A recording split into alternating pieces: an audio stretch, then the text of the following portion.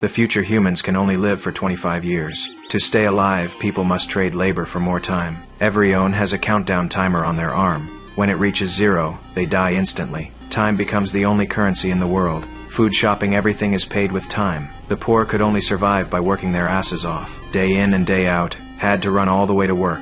If they slow down even a little, they can die on the street. The rich who own huge amounts of time can live forever. One morning, Jack wakes up with less than 24 hours left. The young woman beside him is actually his mother, since the human lifespan is locked at 25 years. His mother's face will never age. They are about to work separately for a few days. To survive before she left, his mother gave Jack 30 minutes, so he could have a full meal, and repeatedly told him to meet her at the station the next day. Because his mother, after paying rent and bills, she only has 2 hours left. Arriving at the breakfast place, Jack found that prices had risen again, but Jack has no choice. He has to eat. He orders a cup of coffee that costs 4 minutes. Jack works in a factory that produces time breaks, which are the equivalent of today's currency. But after work, he collects his paycheck as usual. But today, his boss only pays him half his usual salary. The reason is simple. The workload increased. Jack failed to meet the target, so he only gets 12 hours. Feeling frustrated, Jack walks into a bar. He sees a man in a suit surrounded by beautiful women.